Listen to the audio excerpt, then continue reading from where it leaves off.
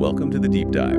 Today we're jumping into something that started with a chat about cooking, believe it or not, about getting the seasoning just right. Yeah, it led us to these sources that use really powerful sort of everyday metaphors. We're talking salt and light. Exactly. And they use them to teach about, well, wise and effective behavior, how to have influence, the big pitfall they warn against, being dead salty.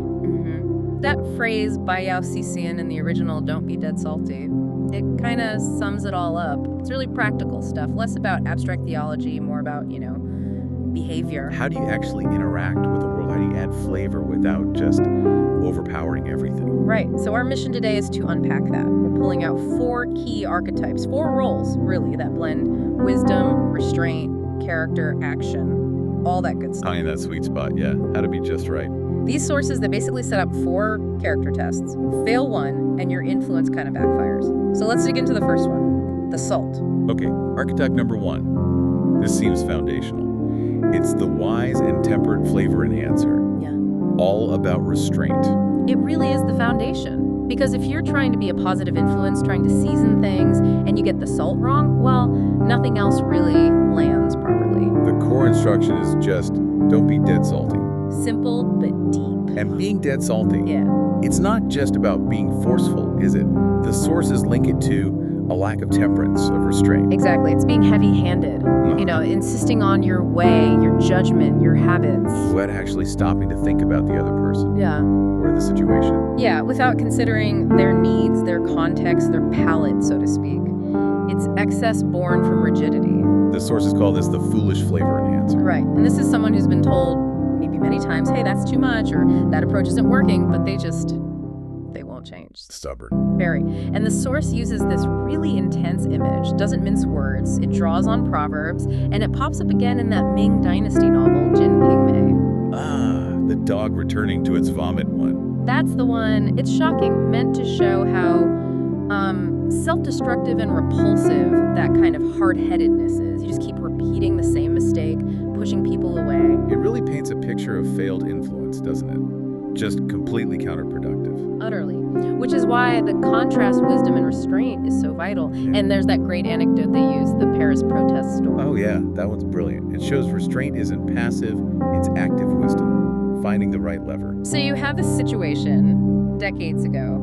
Hundreds of women protesting for suffrage at the Eiffel Tower. Gridlock. The police chief is trying everything, right? Threats, fines, nothing works. He's about to call in backup. But then this old policeman steps up, says he can handle it. Just one sentence. The chief must have laughed, right? Probably. But the old guy goes out, says his piece, and boom. Minutes later, the protest just dissolves. And the magic words were, The most elegant and prettiest ladies, please leave first. wow, that's genius. Isn't it?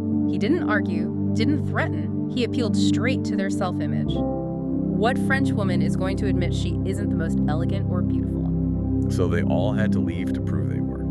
Incredible. No force, no judgment, just smarts. And the sources connect this to Jesus' approach with the woman caught in adultery.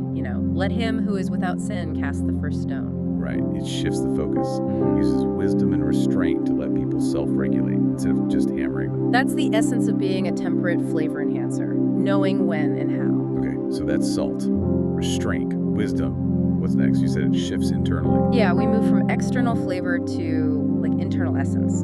Archetype 2, the propagator of inner substance and passion. Think aroma, scent. Okay, so this is about the atmosphere you create around yourself, the Apostle Paul called the fragrance of Christ. Exactly. The idea is your core beliefs, your faith, whatever drives you, should shape your personality, your temperament. It should make you pleasant to be around.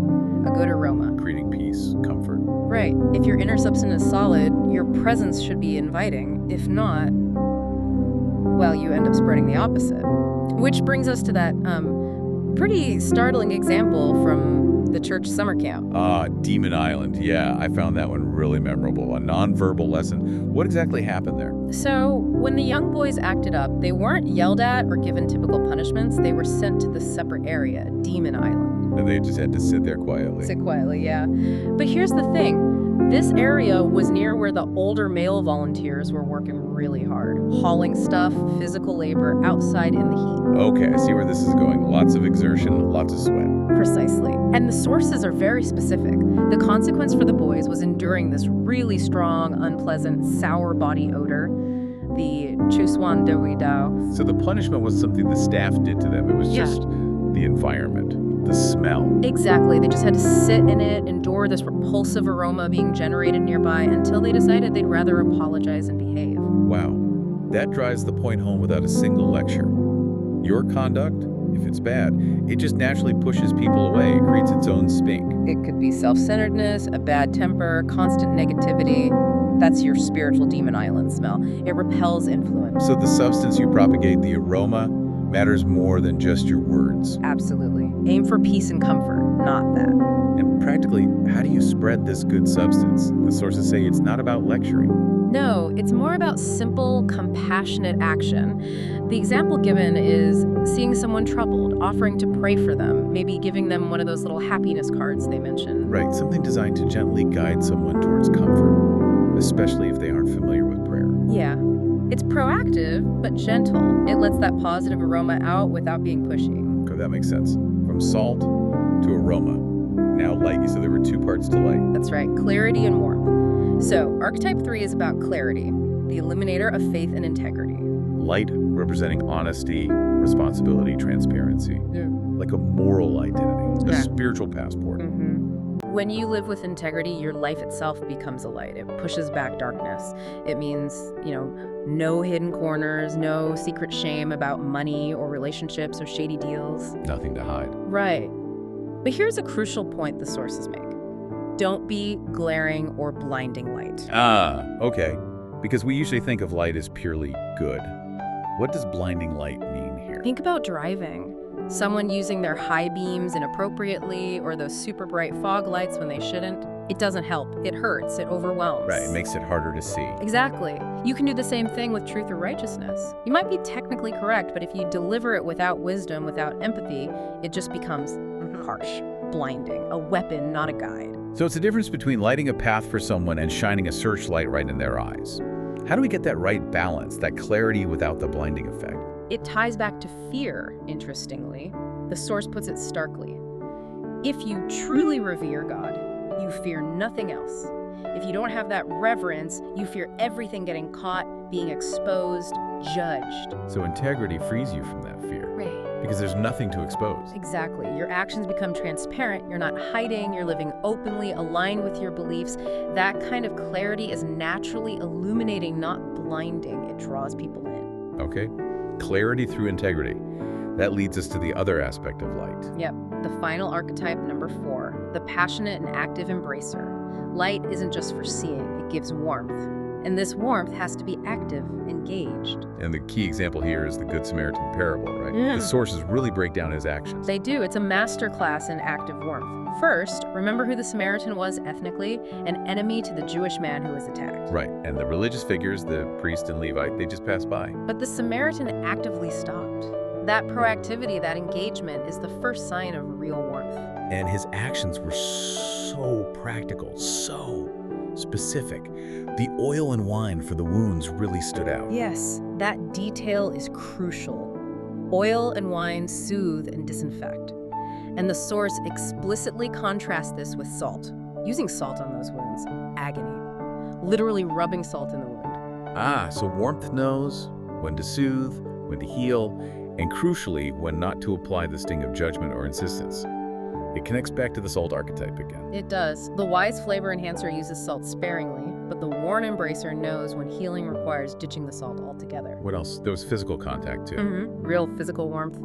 The source uses the term young bio embracing. He lifted the man, put him on his own animal, stayed with him, cared for him through the night. It wasn't distant charity, it was hands-on, embodied care. And the final piece was the commitment, right? It wasn't just a one-off rescue. Absolutely vital. He didn't just drop him at the inn, he paid for 2 days up front.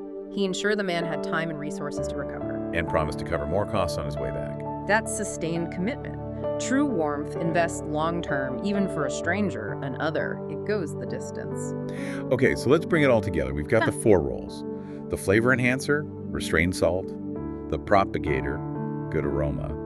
The illuminator, clear, not blinding light, and the embracer, active, sustained warmth. And the goal is to weave these all together into just good behavior. Which needs to be harmonious, fitting, not dead salty, not blinding light. Right, because if your approach, even if well-intentioned, makes people shrink away, like the dead salty Christian example, it defeats the purpose. You undermine your own influence. But then there's that final layer, the really profound part about forgetting. Ah, yes, the ultimate measure. The source says true good behavior becomes increasingly natural and, crucially, increasingly forgotten by the person doing it. Forgotten? That sounds weird. If I make a real effort to be wise or kind today, shouldn't I remember that? Isn't that good? It's good, yes, but it's still conscious effort. When you remember, when you log it mentally, wow, I was really temperate there, or I did a good deed today, there's still a sliver of self-awareness, maybe even pride. You're still giving yourself a little pat on the back. Okay, so the ideal is it stops being a conscious choice and just becomes who you are, your default setting. Your bengsing, as the source calls it. Exactly that. It becomes part of your fundamental nature. The reference is Matthew 25, right? The king commends people for feeding him, visiting him when he was sick or in prison. And they say, wait, when did we do that? They genuinely don't remember. It wasn't filed away as good deed, #47. It was just how they lived, a natural reflex, like breathing. You don't congratulate yourself for breathing. That level of integration where kindness or wisdom is just automatic. That's the peak. No need for self-assertion or keeping score. That's the highest standard presented here. So, quick recap. Flavor enhancer, wisdom restraint. Propagator, good substance, pleasant aroma. Illuminator, integrity, clear, non-blinding light. And the embracer, active, warm, sustained care. And the final measure isn't how right you think you are, but how beneficial your actions actually are to others. If you're driving people away with your salt or light, yeah, maybe rethink the approach. Avoid being dead salty, avoid being blinding light.